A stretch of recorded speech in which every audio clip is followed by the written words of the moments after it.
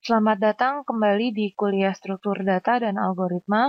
Pada pembahasan video kali ini, kita akan mempelajari mengenai algoritma sorting. Kita akan membahas algoritma sorting yang terakhir yang dinamakan sebagai quicksort. Nah, quicksort ini sama seperti merge sort, dia menggunakan divide and conquer approach. Jadi di sini kita perlu mereview kembali mengenai algoritma rekursif, di mana di sini untuk algoritma quicksort, apabila kita mau mengurutkan suatu array S, misalkan, base case-nya adalah apabila elemen di dalam S itu tinggal 0 atau 1, maka kita akan melakukan return. Nah,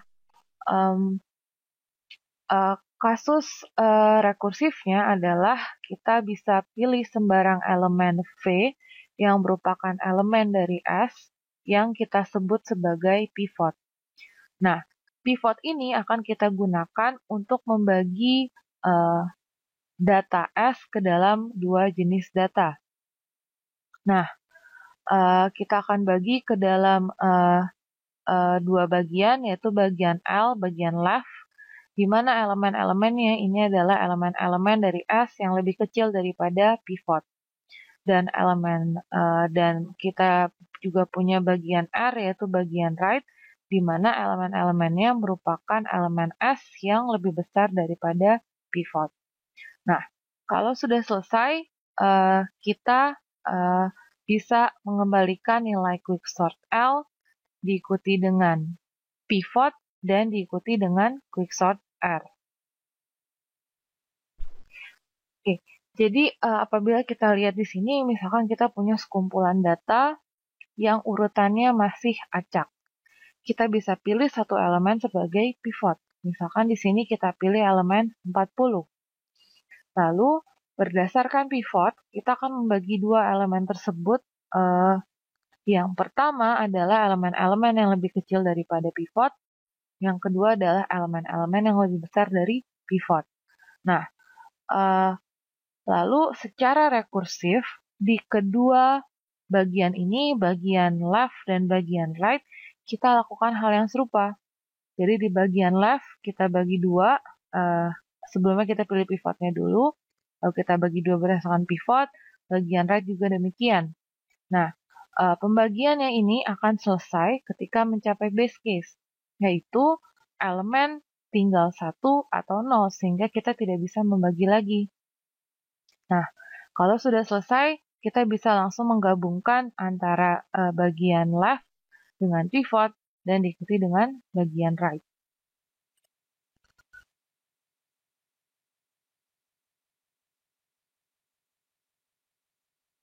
Oke, bagaimana cara kita melakukan partition?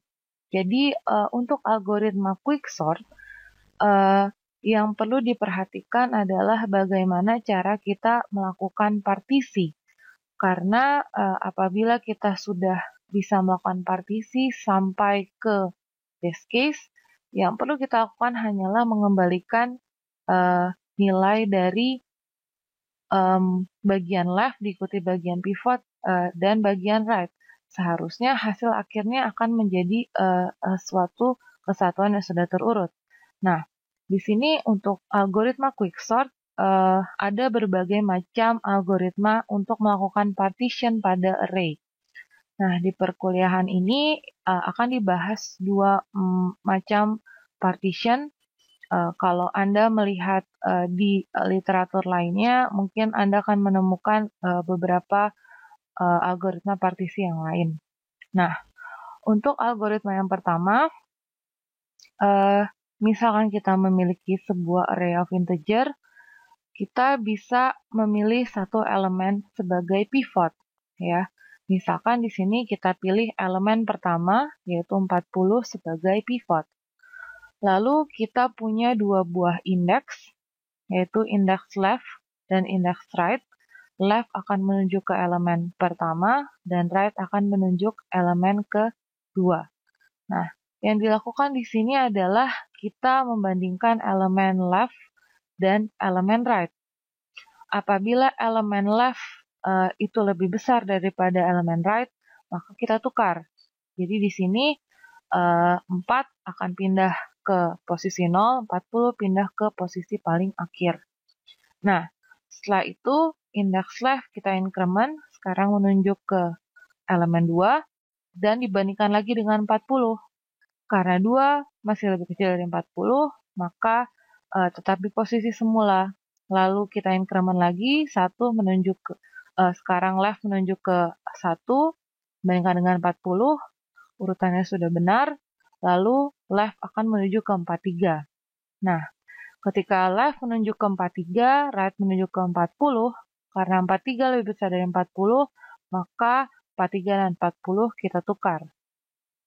Nah, setelah kita tukar, 43 ada di elemen paling akhir, 40 ditunjuk oleh left, maka sekarang yang akan kita decrement adalah justru indeks yang right. Jadi right akan menuju ke 42. Selanjutnya ketika 40 ditunjuk oleh left dan right menunjuk ke 42, karena posisi yang ditunjuk oleh left sudah lebih kecil daripada posisi right, maka right kita decrement sekarang menunjuk ke 3. Nah, di sini 3 lebih kecil daripada 40, maka selanjutnya 3 akan ditukar dengan 40. Lalu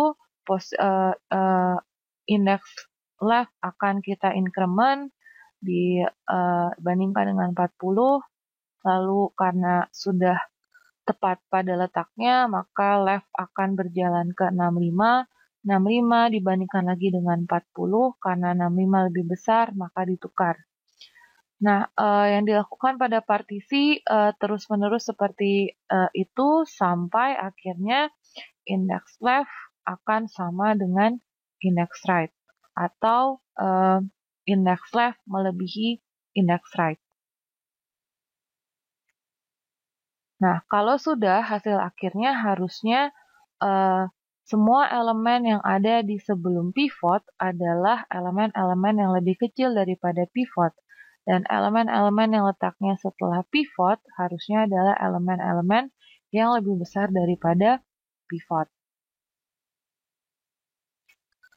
Oke.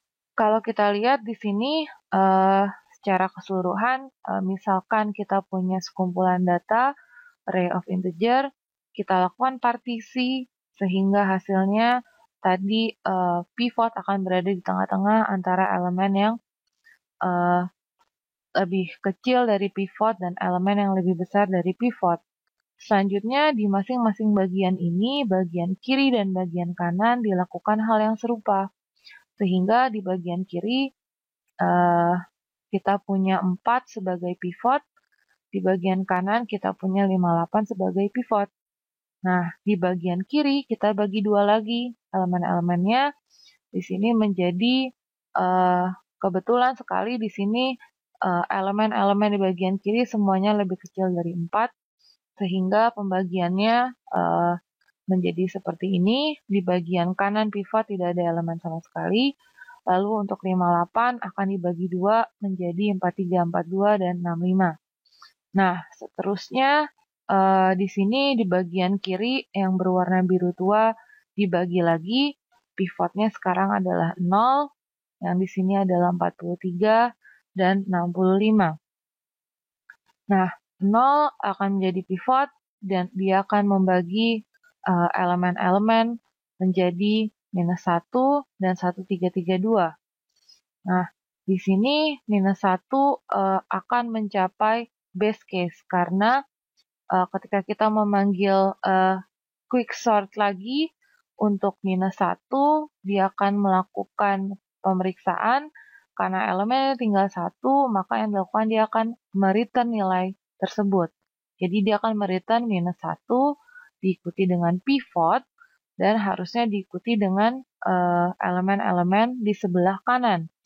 Nah, di sebelah kanan masih dibagi lagi. Jadi 1 menjadi pivot, dia akan membagi elemen sama besar.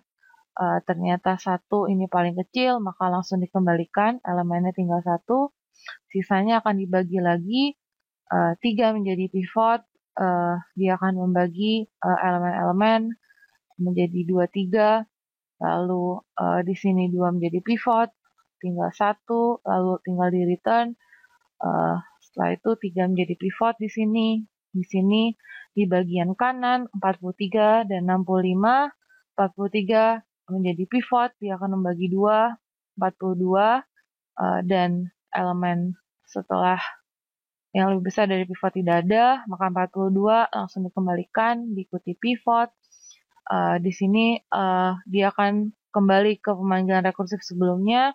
Ini di bagian kiri sudah dikembalikan, tinggal dikembalikan pivot, dan selanjutnya adalah bagian kanan. Nah, kalau kita perhatikan dengan algoritma demikian, ketika kita mengembalikan nilai dari base case, otomatis elemen-elemennya sudah langsung terurut. Karena apa? Karena di setiap kali kita melakukan iterasi, kita akan membagi suatu data ke dalam 2 bagian, di mana bagian yang awal akan merupakan elemen-elemen yang paling kecil, yang lebih kecil daripada pivot, dan bagian setengah bagian akhir adalah elemen-elemen yang lebih besar dari pivot. Sehingga ketika kita sudah sampai di base case masing-masing, dia akan mengembalikan elemen yang kalau digabungkan akan menjadi suatu data yang sudah terurut.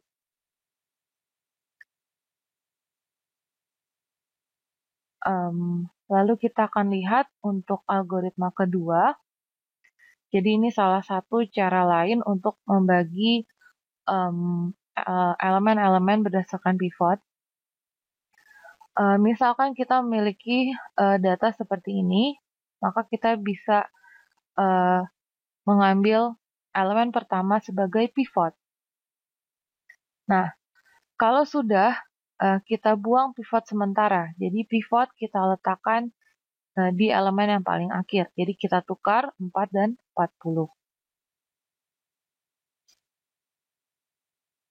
Kalau sudah, yang kita lihat adalah elemen-elemen selain pivot. Jadi di sini kita masih sama, kita menggunakan 2 buah indeks. Jadi kita punya indeks left dan indeks right. Nah, indeks left ini akan bergerak terus selama elemen yang ditunjuk oleh indeks left lebih kecil daripada pivot. Dan indeks right juga akan terus di-decrement apabila elemen yang ditunjuk oleh indeks right itu lebih besar daripada pivot. Nah, kalau sudah, maka harusnya left akan berhenti di posisi di mana 43 disimpan, karena 43 lebih besar dari pivot, lebih besar dari 40. Dan right akan berhenti di posisi 3, di posisi elemen di mana 3 disimpan, karena 3 lebih kecil dari 40. Apabila penukaran ini sudah, apabila left dan right ini sudah berhenti, maka kita bisa lakukan swap. Jadi 43 ditukar dengan 3. Nah, setelah ditukar, maka indeks bisa kita jalankan kembali. Jadi left akan dijalankan sampai menemukan elemen yang lebih besar daripada pivot.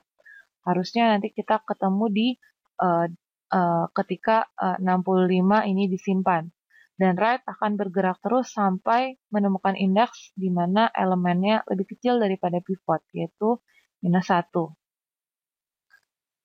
Jadi 65 akan ditukar dengan -1. Oke, kalau sudah, left dan right akan menunjuk ke posisi yang sama. Lalu kalau sudah, apabila indeks left sudah melebihi indeks right, maka yang perlu kita lakukan tinggal menukar elemen yang ditunjuk oleh indeks left dengan elemen terakhir, yaitu si elemen pivot itu sendiri. Sehingga kalau sudah ditukar, harusnya elemen-elemen yang berada di indeks sebelum indeks left akan merupakan elemen-elemen lebih kecil daripada pivot, dan elemen-elemen yang disimpan di indeks setelah indeks left adalah elemen-elemen yang lebih besar dari pivot.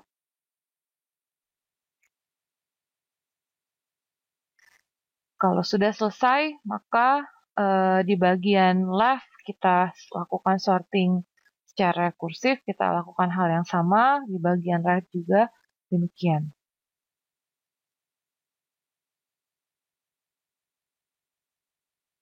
Oke, kalau kita lihat untuk implementasinya, maka kita kita bisa membuat sebuah method quicksort, dia menerima sebuah array A, lalu kita punya indeks low dan indeks high. Jadi low akan digunakan untuk menunjuk kalau di contoh tadi menunjuk ke indeks left, dan high akan digunakan untuk menunjuk ke indeks right. Nah, base case-nya adalah kita akan berhenti ketika high kurang sama dengan low. Jadi, apabila keduanya ini menunjuk ke indeks yang sama, berarti elemennya tinggal 1 atau 0, maka kita return. Nah, misalkan untuk pivot, kita ambil elemen pertama, maka kita ambil elemen di low. Oke, kalau sudah kita lakukan swapping antara pivot dengan elemen terakhir. Kalau sudah di swap, maka kita lakukan partisi. Nah, untuk melakukan partisi, kita set ada indeks I dan J. I menunjuk ke left, J menunjuk ke right. I akan mulai dari indeks low, yaitu indeks 0. J akan mulai dari high min 1. Nah, selama I kurang sama dengan J, maka di sini I akan berjalan terus, akan kita increment selama I kurang dari high, selama I belum sampai pada elemen terakhir, dan elemen yang ditunjuk oleh I kurang dari pivot. Kita akan mengincrement I terus-menerus. Begitu juga dengan J, akan kita decrement selama elemen yang ditunjuk oleh J ini lebih besar atau sama dengan pivot. Kalau sudah selesai, harusnya I akan menunjuk ke elemen yang lebih besar daripada pivot, dan J akan menunjuk ke elemen yang lebih kecil daripada pivot. Maka di sini kalau indeks I masih kurang dari J, kita akan tukar elemen yang ada di I dengan elemen yang ada di J. Nah, proses ini dilakukan terus-menerus sampai indeks I akan melebihi indeks J. Jadi baris iterasi while ini adalah iterasi untuk melakukan partisi.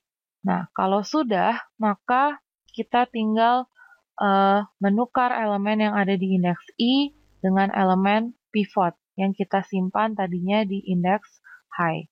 Kalau sudah selesai, maka kita lakukan quicksort kembali untuk indeks A mulai dari bagian yang kiri, berarti mulai dari indeks low sampai I-1.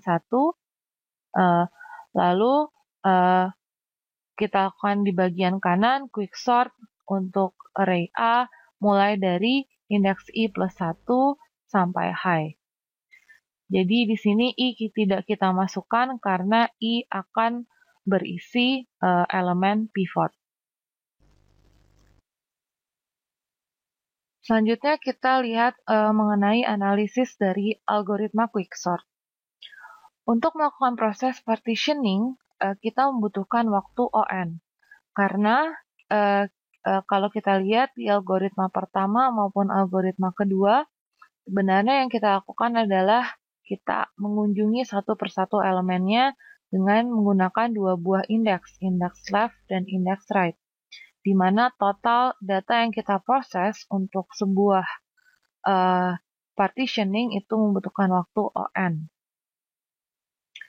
Untuk proses mergingnya sendiri, kita menggabungkan bagian left dengan pivot, lalu diikuti dengan bagian right.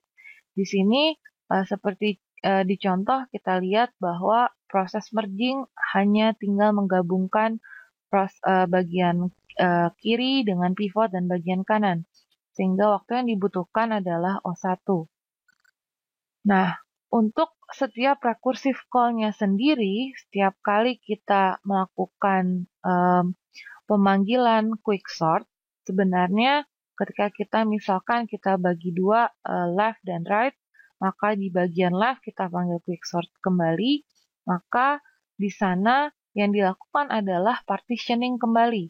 Sehingga untuk setiap kali recursive call, maka algoritma quicksort ini butuh waktu ON yang sudah merupakan gabungan antara partitioning bagian kiri dan partitioning bagian kanan.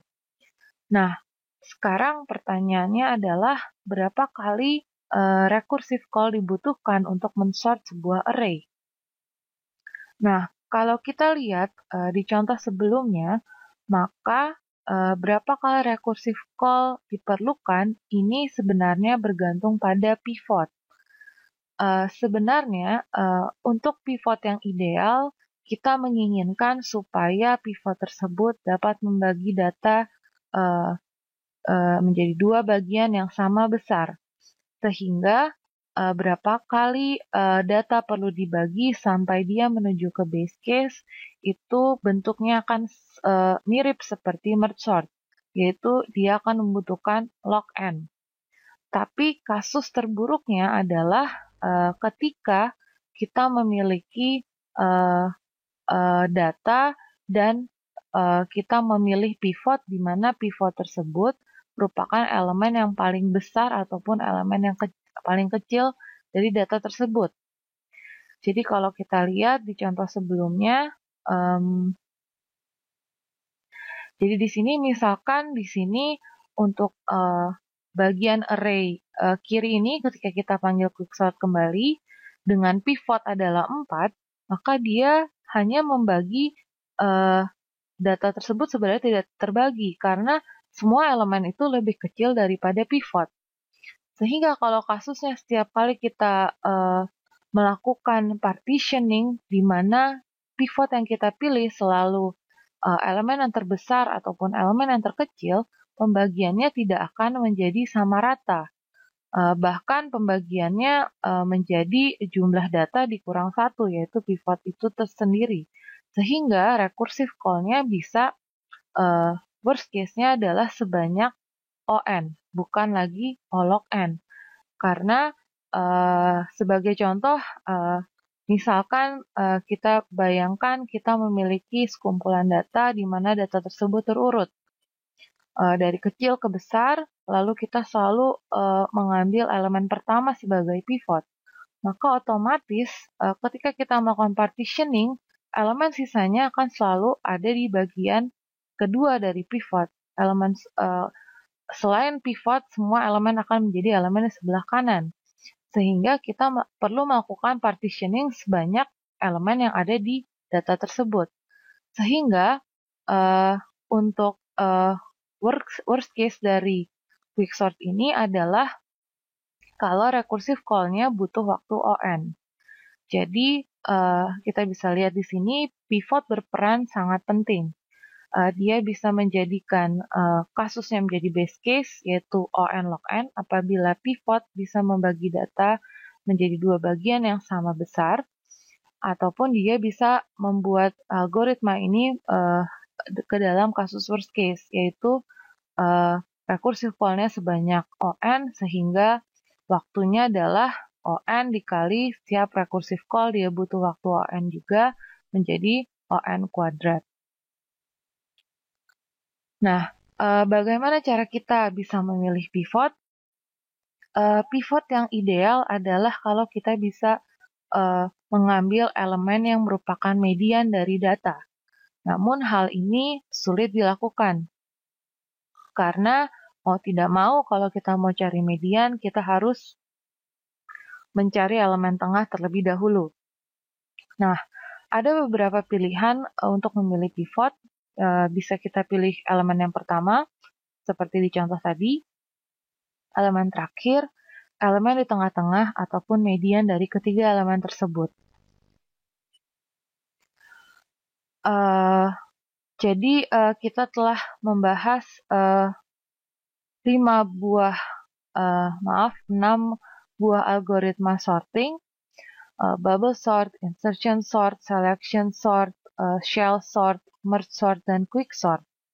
Nah, semua algoritma yang telah kita lihat di contoh itu melakukan pengurutan terhadap data integer. Nah, bagaimana apabila kita mau mengurutkan data berupa string atau berupa objek, misalkan data mahasiswa ataupun CD? Apakah kita perlu membuat method untuk setiap kelas? Tentunya tidak.